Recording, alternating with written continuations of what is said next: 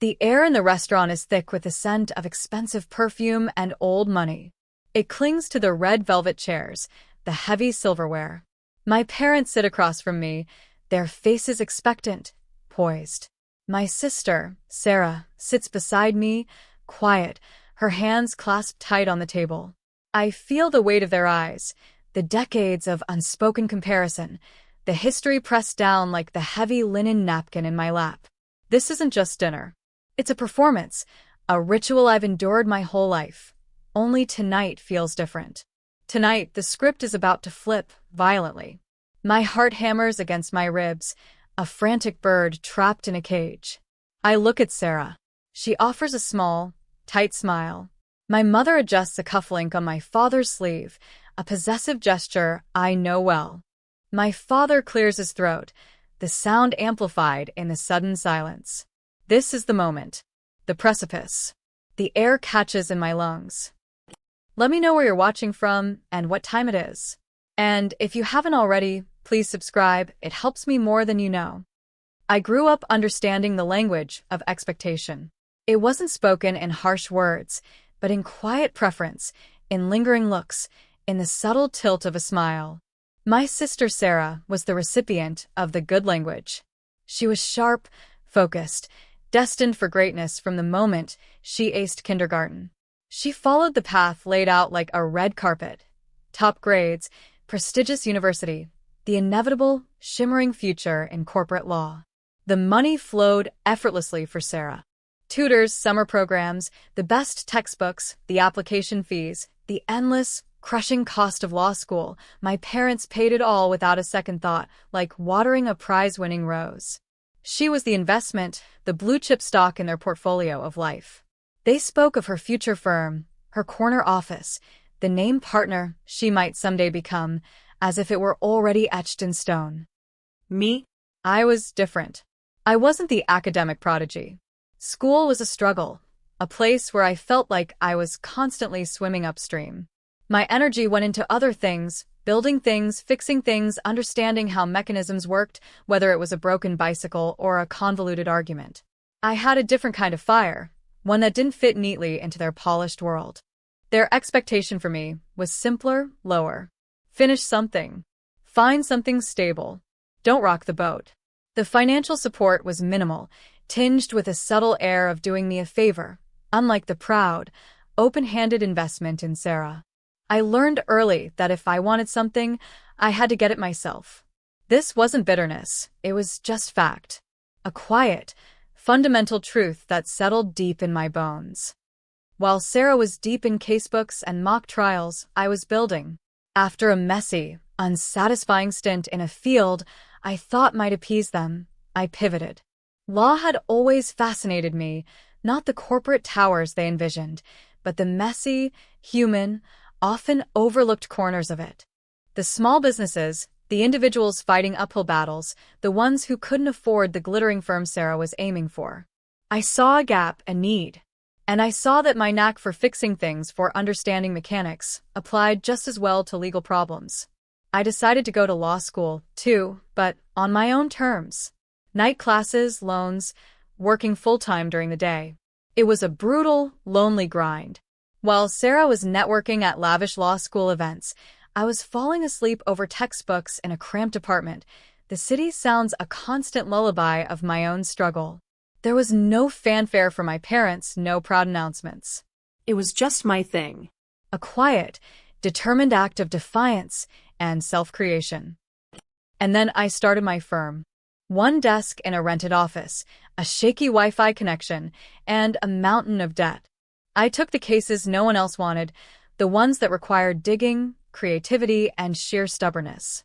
I worked 18-hour days, fueled by cheap coffee and the burning need to prove something. Not just to my parents anymore, that felt increasingly irrelevant. I needed to prove it to myself. That I could build something real, something meaningful, from nothing. The firm grew slowly, client by client, win by win. It wasn't glamorous. It wasn't on the fast track to partnership at a name-brand institution. But it was mine. Every desk, every filing cabinet, every glowing review from a client who finally found justice, I earned it. Sarah, meanwhile, was the star. She breezed through law school, landed impressive internships. The emails from my parents were filled with her accomplishments, her awards, her promising future. Mine were brief, functional. How are you? Still doing that lawyer thing? The contrast was stark, a constant, dull ache. I told myself it didn't matter. I had my work, my clients who valued me, the quiet satisfaction of building. But the ache was always there, a low hum beneath the surface of my busy life. Then came the dinner. Sarah had just finished law school. My parents had flown her home for a celebratory meal, pulled out all the stops, the fancy restaurant, the champagne, the air of anticipation. They were practically vibrating with excitement for her next step, the placement they were sure would be at one of the city's most prestigious firms. They'd casually asked about my work, a polite obligation, before launching back into Sarah's bright future. The waiter pours water. My father clears his throat again. So, Sarah, he beams, his eyes shining with paternal pride. Have you made your decision? Which firm gets our star? My mother leans forward, a conspiratorial smile playing on her lips. We've been telling everyone about the offers, she says, gesturing vaguely with a perfectly manicured hand. So many wonderful opportunities. Sarah looks at her hands, still clasped on the table. She takes a deep breath. I watch her, a strange mix of apprehension and curiosity bubbling inside me. What came next felt less like an announcement and more like a quiet detonation. I have made my decision, Sarah says, her voice low but clear. She finally looks up, not at our parents, but at me. My heart stutters. I'm going to work at Alex's firm. Silence. The kind of silence that rushes in and fills every corner of the room, suffocating the polite restaurant noise, the clinking glasses, the distant chatter. It stretched, thin and brittle, threatening to snap. My parents froze. My father's hand, reaching for his water glass, stopped midair. My mother's smile vanished, replaced by a look of utter, blank incomprehension. It was as if Sarah had announced she was joining the circus. Their eyes, wide with shock, darted from Sarah to me, then back again. The air thickened, heavy and sudden. Alex's firm? My father repeated, the words slow, coded in disbelief. His voice was flat, drained of its earlier pride. It wasn't a question, more a bewildered echo. My mother recovered first, though her composure was fragile, visibly cracking around the edges. Darling, she said, her voice tight, strained. What? What do you mean? You had offers from Sterling and Finch, from Blackwood Partners. These are established firms. Sarah held their gaze, her chin lifting slightly. I know, she said, her voice gaining strength. They're wonderful firms. But Alex has built something unique. Something important. I believe in the work here. She gestured towards me. My father finally lowered his hand. He looked at me, not with pride, not even with disappointment anymore, but with something colder, a sort of pitying confusion. But Alex's firm is, he trailed off, searching for the right word, the word that wouldn't sound outright insulting, but conveyed his clear assessment. Small. The word hung in the air, heavy with judgment. Small. Not just in size, but in significance. Insufficient. Not worthy of their golden child, the one they had poured everything into. The initial shock on their faces morphed into something else. Disappointment, yes, but also, oddly, a kind of injured pride. It felt like they had been personally slighted. Their investment, their carefully curated image of Sarah's future, threatened by my small firm. It was as if my success, the very existence of a firm Sarah would choose to join, was an affront to their narrative. My mother's eyes flickered to me, a brief, sharp glance filled with accusation. As if I had somehow orchestrated this, somehow lured Sarah away from the path they had so carefully illuminated. The air around them seemed to deflate. The celebratory mood evaporated, replaced by a heavy cloud of disapproval and confusion. They didn't ask me about it. They didn't ask Sarah why, not really, not beyond the superficial explanation. They just sat there looking blindsided, like someone had pulled the rug out from under their feet. Their collapse wasn't a sudden breaking down, but a slow, visible crumbling of their expectations, their control. They physically seemed to shrink in their chairs, their posture less proud, their faces etched with a disbelief that bordered on grief. Sarah joining my firm? It was a glitch in the matrix they couldn't process. The rest of the dinner was a strained, awkward affair. The champagne tasted flat. My parents made minimal conversation, their eyes distant, occasionally glancing at Sarah with a look of pained confusion. They spoke about Sarah's move back to the city, logistics, anything but the firm itself. It was clear they were already trying to process this, maybe even strategize. The undertow of their disapproval was palpable, a cold current running beneath the polite surface. I said little, observing their reaction, the sheer magnitude of their disappointment washing over me. It wasn't satisfaction I felt, not yet. It was something colder, a grim validation of every time I'd felt overlooked, underestimated.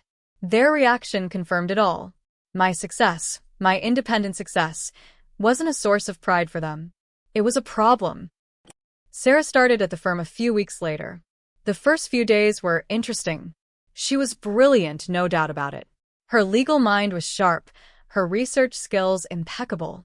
But she was used to the resources of large firms, the endless support staff, the massive databases, the established protocols. My firm was lean, nimble, built on improvisation and making do. She adapted quickly, though, faster than I expected. She wasn't afraid to get her hands dirty, to work the long hours, to deal directly with clients who weren't always polished or easy. We fell into a rhythm, a strange but effective partnership forged in shared DNA and contrasting experiences. But the external pressure was immediate and relentless. My parents didn't stage an intervention, not directly. Their methods were more insidious. The phone calls started. Ostensibly checking in on Sarah, they inevitably circled back to her job. "How are things? At the office, dear?" My mother would ask Sarah, her voice dripping with false concern. "It's good, Mom. I'm learning a lot." "Oh, yes, learning is important. But are you? Are you getting enough exposure? To different kinds of cases? Complex matters." The implication hung heavy. My firm wasn't complex enough, wasn't exposing her to the right things. Then they'd pivot. "You know, Mr. Henderson from the club was asking about you. His firm is looking for associates. A lovely corner office, I hear, or Aunt Carol mentioned her neighbor's son is hiring at White and Case. Perhaps you should just send them your resume? Just to keep your options open." It was a constant, low-level barrage. To Sarah, it was probably annoying. To me, hearing about it, it was a confirmation of their relentless disapproval. They weren't just disappointed. They were actively trying to steer Sarah away, implying that working for me was a mistake, a temporary detour from her real potential. They couldn't fathom that this wasn't a mistake, it was a choice. A choice that validated my path, and that was unacceptable to them. The pressure wasn't just directed at Sarah. They found ways to needle me too, subtle digs disguised as conversation. "Oh, Alex, still working weekends?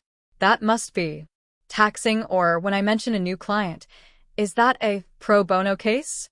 Very noble, my firm's profitability, its growth, its impact on real people. None of that seemed to register with them. They saw only what it wasn't. Not a big, prestigious name, not a stepping stone to predictable wealth and status. I tried to ignore it, to let it roll off me. I focused on the work, on building the firm, on making this partnership with Sarah work. But it gnawed at me. The constant feeling of being judged, of having to defend the validity of my own life, was exhausting. Every long hour felt weighted by their disapproval. Every small victory felt diminished because I knew they wouldn't see it as a real victory. I found myself working even harder, pushing myself even more, not just for the firm, but in a desperate, silent plea for their recognition, their respect. Work was already hard enough. Running a small firm meant wearing a dozen hats: lawyer, manager, accountant, IT support, therapist for stressed clients. The cases were demanding, the stakes high. We were working on a complex class action suit, representing a group of small business owners wronged by a large corporation. It was exactly the kind of case that felt meaningful, the kind that justified all the years of struggle. It also required immense resources, time, and focus. The pressure from my parents, though emotional rather than professional, started bleeding into my work. I was distracted. My focus wavered. I'd find myself staring at my computer screen, replaying a particularly cutting comment from a recent phone call, feeling the familiar knot tighten in my stomach. I was short-tempered with staff, more stressed than usual. Sarah noticed. She didn't say anything directly at first, but I saw the worried glances, the way she tried to take extra tasks off my plate. The phone calls from my parents continued, escalating from subtle hints to more direct questions, laced with concern that felt increasingly fake. "Are you sure Sarah is getting the right kind of experience there, Alex? It's such a specific niche you're in. What if she wants to move to something broader later?" They weren't asking about Sarah. They were questioning the fundamental viability of my firm. Then came a major professional blow. The class action suit, the one we'd poured months into, hit a massive roadblock. A key piece of evidence was ruled inadmissible. It wasn't fatal, not entirely, but it weakened our position significantly. The energy drained out of the team. We had to regroup, rethink our strategy, but the setback felt crushing. In the midst of this, my parents called. I was exhausted, disheartened by the case development. My mother's voice, usually thin and reedy, had a strange, almost buoyant quality. "Alex, dear," she chirped. "Just checking in. We heard about the setback in your big case." My blood ran cold. How did they know?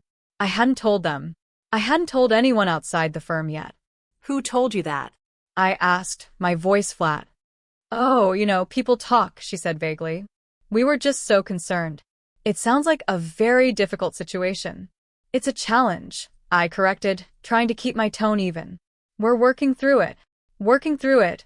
Yes, of course," she sighed, the feigned sympathy barely masking something else. "Pity? Satisfaction? It's just perhaps these big, complicated cases are a bit much for a smaller operation, wouldn't you say? Especially when you have associates who need proper training and support." The implication was crystal clear. Not only was my firm inadequate, my setback was proof, and I was failing Sarah by exposing her to it. The stress of the lawsuit, the weight of the firm's future, combined with the cold, calculated timing of their call, hit me like a physical blow. It wasn't just a lack of support. It felt like they were vultures, circling, waiting for me to fail, almost hoping I would, so their initial assessment of my path would be validated, and Sarah could be rescued and redirected. "We were thinking," my father chimed in, his voice deceptively gentle. "Perhaps Sarah should come stay with us for a bit. Just to decompress. Explore some other options while things stabilize at your firm." Stabilize. As in, recover from the expected collapse. The mask was off. They weren't subtly disapproving anymore. They were actively undermining, seeing this setback as their opportunity to pry Sarah away. The pain of the case setback was suddenly secondary to the searing pain of this betrayal.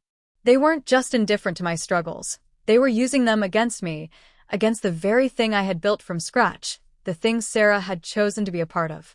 It was a low blow, delivered with quiet, polite cruelty. Hanging up the phone, I felt a wave of despair wash over me. The setback in the case suddenly felt insurmountable. The pressure from my parents felt suffocating. The loneliness of building something without their support, the constant need to prove myself, weighed down on me like a physical burden. I sat at my desk, the city lights blurring outside my window, and for the first time, the sheer, crushing weight of it all felt too heavy to bear. I had fought so hard, for so long, for recognition, for validation, for a place at the table. But their table was rigged, and they kept moving it just out of reach. Maybe they were right. Maybe I wasn't cut out for this. Maybe the small firm was always destined to fail. Maybe I was destined to be the disappointment, always living in Sarah's shadow, even when I'd built my own light. The darkness of that thought was profound, a chasm opening up beneath me. Everything I'd worked for, everything I was, felt like it was crumbling into dust. I spent a few days in that dark place. The firm felt heavy, the air thick with the recent legal setback and my own internal despair. I went through the motions, but my heart wasn't in it. Sarah came to me, concerned. We talked about the case, about strategy, but she also saw the exhaustion in my eyes, the slump in my shoulders. She didn't mention our parents' call, but I knew she'd had similar conversations with them. One evening, alone in my office, staring at a messy whiteboard filled with failed case strategies, something shifted. I wasn't looking at the whiteboard anymore. I was looking past it, out the window at the city skyline, a testament to countless buildings built piece by piece, against gravity, against doubt. I thought about that first tiny office, the mountain of debt, the sheer, irrational stubbornness that had kept me going. I remembered the feel of that cheap office chair, the taste of stale coffee at 3 a.m., the thrill of landing that first real client who believed in me. I wasn't doing this for my parents. Not anymore. The desire for their approval had been a fuel source, yes, but it was also a poison. It had driven me, but it had also made me vulnerable, constantly seeking validation from the very people who seemed determined not to give it. Their recent moves, using my professional setback as leverage, trying to lure Sarah away, that wasn't just disappointment. It was an attack. An attack on me, on my firm, on the life I had built independent of them. And that anger, cold and sharp, began to burn away the despair. They saw my firm as small, fragile, temporary. They saw my struggle as an opportunity to prove they were right about me all along. But they were fundamentally mistaken. They had focused so much on Sarah's predetermined path, on the traditional markers of success, that they had completely failed to see what I had actually built. My firm wasn't small because it was failing, it was lean because I had built it that way. Every process, every hire, every risk had been calculated, necessary. We were agile, adaptable, something the big firms they admired could never be. And that setback in the case? It wasn't the end. It was a challenge, a problem to be solved, a mechanical failure that needed a new approach, a different tool. My kind of problem. I looked at the whiteboard again, but this time I saw not failure, but a puzzle. And I felt not despair, but a surge of familiar energy, the kind that had fueled me in that first tiny office. I didn't need their approval. I didn't need their validation. What I needed was to protect what I had built, to protect my firm, my team, and the strange, strong new partnership I had with Sarah. The midpoint shift wasn't just a change in perspective, it was a hardening. The ache of wanting their approval didn't disappear completely, but it was overlaid with a layer of cold resolve. I stopped thinking about how to make them proud and started thinking about how to make my firm unshakable, how to ensure that their judgment, their interference, could never touch the core of what I had created. They wanted to see me fail? Fine. They could watch me succeed, spectacularly, on my own terms. The game wasn't about winning their approval anymore. It was about building an empire on the ground they thought was barren and standing tall on it, independent and strong. The despair lifted, replaced by a quiet, potent determination. From that day forward, the focus shifted entirely. I stopped taking my parents' calls about Sarah's career unless she was on the line. I kept details about the firm's progress private. My energy went into two things: navigating the complex legal challenge of the class action case and, quietly, relentlessly, pursuing a new, massive opportunity one had been nurturing for months. This wasn't just any potential client. It was a company on the cusp of a major expansion, needing sophisticated, agile legal counsel. It was exactly the kind of work my firm, with its specific expertise and flexible structure, was uniquely positioned to handle. Landing them would transform the firm, catapulting us into a different league. It required long hours, intricate negotiations, and a level of strategic thinking that went far beyond the law itself. It required everything I had learned building from nothing. I brought Sarah in on it gradually, not just as an associate, but as a key player. Her sharp legal mind was invaluable in navigating the corporate complexities, drafting agreements, anticipating pitfalls. It was clear she thrived on the challenge, the high stakes, the opportunity to build something new within the firm. We worked seamlessly, A true team, fueled by late nights and the shared excitement of what we were creating. This partnership, forged in the trenches, felt more real, more solid than any family tie that had come before. While we were pouring ourselves into securing this deal, my parents continued their campaign, albeit with slightly less overt tactics. Since the setback in the class action case, they seemed to have adopted a tone of resigned pity when talking about my firm, interspersed with persistent attempts to help Sarah find better opportunities. They invited Sarah to lunches with family friends who were partners at large firms. They forwarded her job postings from prestigious companies. They subtly questioned the long-term stability of my firm, the niche market we were in. They weren't aggressive, but the constant, low-level hum of their disapproval and doubt was always there, a background noise I had learned to tune out, but was acutely aware of. I let them talk. I let them assume. I let them continue operating under the illusion that my firm was struggling, that Sarah was potentially making a mistake, that their worldview of success was the only valid one. It was easier that way. They wouldn't have understood the true scope of what we were pursuing anyway. They wouldn't have seen the potential, only the risk. Their framework was too rigid, built on names and established paths, not on building from the ground up, not on recognizing value where others saw none. The negotiations for the new client were grueling. There were moments when I thought it would fall apart, when the pressure felt immense. Sarah was a rock star during this period, stepping up, taking initiative, proving her worth in ways that went far beyond what she'd learned in law school. She saw the vision, the scale of what this could mean. She wasn't just working for me. She was building with me. Finally, after months of intense work, late nights, and nail-biting anticipation, the deal closed. We landed the client. It wasn't just a new client. It was a partnership that would double the firm's revenue within a year, necessitate significant expansion, and put us on the map in a way that nothing else could.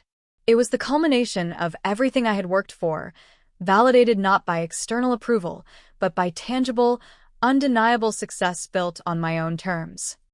The moment the contracts were signed, the relief and exhilaration were immense. Sarah and I celebrated quietly in the office with a small team who had worked tirelessly on the proposal. It was a victory hard won, built on grit and vision. It was also the turning point. With this deal secured, the firm wasn't just stable, it was poised for explosive growth. And that changed everything about the narrative my parents had constructed. The annual family gathering was always a tense affair. A performance of forced smiles and polite inquiries that thinly masked the underlying currents of judgment and comparison. This year, it was hosted at my parents' house. The air felt charged the moment I walked in. My parents greeted me with their usual practiced warmth, but their eyes held that familiar, searching quality, looking for signs of strain, for confirmation of their assumptions. Sarah arrived shortly after, looking confident and relaxed. Throughout the early part of the evening, the conversation circled, predictably, back to work. Sarah parried the usual veiled questions from relatives about her career path with grace, simply stating she was happy and busy at my firm. My parents, when asked about me, would offer vague, slightly dismissive answers. Alex is still running the practice, my father would say, a slight pause before practice, as if searching for a more appropriate, less impressive word. My mother would add, yes, very dedicated. Works very hard, the implication was clear. Hard work, perhaps, but not necessarily smart work, not the kind that led to real success. The tension built subtly. I could feel my parents bracing themselves for questions about Sarah, ready to subtly steer the conversation towards the potential she still had, perhaps hinting at the larger firms they wished she was at. They seemed determined to control the narrative, to minimize my firm and maximize the lingering potential they saw for Sarah outside of it. Then, during dinner, my father raised a glass. A toast, he announced, his voice carrying slightly across the table. To Sarah, for completing her first year as a lawyer. And to finding her feet in the professional world. It was a seemingly innocuous toast, but the phrasing was key. Finding her feet, implying she was still searching, still settling, certainly not firmly planted somewhere meaningful. It was another subtle dismissal, a reinforcement of their narrative that Sarah working for me was temporary, a phase before she moved on to something better. I waited for Sarah to respond, but she hesitated, catching my eye. I gave her a small nod. This was it. The moment the tables would turn. I cleared my throat, keeping my voice calm, even. Thank you, Dad. Sarah has certainly found her feet. More than found them, actually. She's been instrumental in a major new direction for the firm. My parents exchanged a quick, wary glance. My father's smile tightened.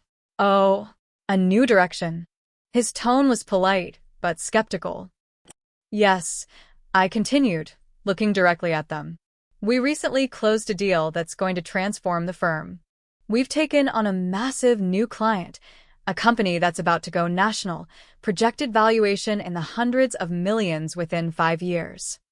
The murmuring around the table quieted. All eyes turned to me. My parents' faces, which moments before had held that air of polite dismissal, were now frozen. My father's jaw went slack. My mother's eyes widened, searching mine for a hint of exaggeration, of youthful bravado. Hundreds of millions, my father repeated, his voice barely a whisper. It wasn't just the number, it was the scale. A scale far beyond the small practice they had envisioned. Yes, I confirmed, keeping my tone matter-of-fact. It's a multi-year contract, incredibly complex. It's going to require us to significantly expand, hire dozens of new lawyers, open new offices. It puts us squarely in the realm of mid-sized firms, on a trajectory to rival some of the very firms you thought Sarah should be applying to. I paused, letting that sink in. The silence was deafening. Relatives were staring, their polite masks dissolving into genuine shock and curiosity. My parents looked devastated. The word from the title, collapsed, felt right. Not physically, but their entire internal structure, their carefully constructed reality, seemed to crumble before my eyes. Their golden child, the one they had invested everything in for a specific, prestigious path, hadn't just chosen my firm, she had joined it just before it exploded onto the scene, becoming a key part of its dramatic rise. All their worrying, all their subtle undermining, all their dismissal of my path, it hadn't just been wrong, it had been spectacularly, profoundly short-sighted. They had focused on the nameplate on the door, the perceived status, and completely missed the engine humming inside, the rocket ship about to launch. Sarah was crucial to securing this deal, I added, turning to my sister. Her work on the corporate structure elements was brilliant. She didn't just find her feet, she helped lay the foundation for the next chapter of this firm. Sarah smiled, a genuine, radiant smile. It was an incredible experience, she said, looking at our parents. Alex has built something truly unique. Something with real impact. That's why I came here. Not for a name, but for the work, for the opportunity to build something meaningful. That was the final blow. Sarah sang it herself. Their investment, their dreams for her, had led her not to the firms they approved of, but to mine, the one they had dismissed. They looked between us, their faces a study in shock, confusion, and a dawning, painful realization. They had poured money and expectation into Sarah, hoping she would validate their values, their definition of success. And she had, but not in the way they ever imagined, by choosing the path they had disdained. They were blindsided by my success, but even more so by the fact that their cherished golden child had not only seen its value but actively contributed to it. Their collapse was the visible surrender of their lifelong narrative.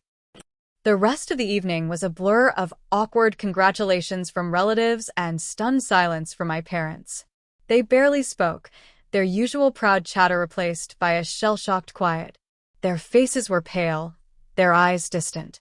They looked at Sarah, then at me, then at each other, as if trying to piece together a reality that no longer made sense to them. The power dynamic in the room had shifted irrevocably. I wasn't the quiet, struggling disappointment anymore. I was the architect of a burgeoning success, and Sarah was my partner in it. Walking out of their house that night, a strange mix of emotions swirled within me. There's the quiet triumph, the deep satisfaction of having built something substantial, something that even they couldn't dismiss. The feeling of vindication was powerful, a potent antidote to years of feeling less than. But beneath that, there was also a sadness, a quiet grief for the relationship that would likely never be what I had once craved. I had won, undeniably. I had turned the tables completely. But the cost was the illusion of a certain kind of family connection, the kind where success was celebrated unconditionally, where a parent's pride wasn't contingent on fitting a mold. The aftermath wasn't a dramatic confrontation or a tearful reconciliation. It was a slow, quiet drifting apart. My parents didn't call as often.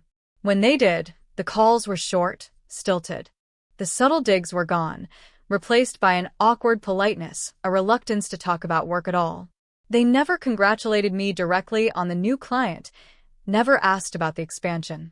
It was as if by not acknowledging it, they could somehow diminish its reality, preserve their old perspective. But the reality was undeniable. The firm grew rapidly. We hired talented lawyers, moved into larger offices. Sarah thrived, taking on more responsibility, proving herself to be an exceptional attorney and a true partner.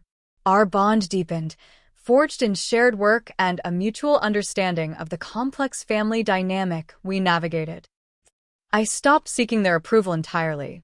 The need had simply withered away, replaced by the quiet confidence that came from building something real, something that mattered, something that stood on its own merits.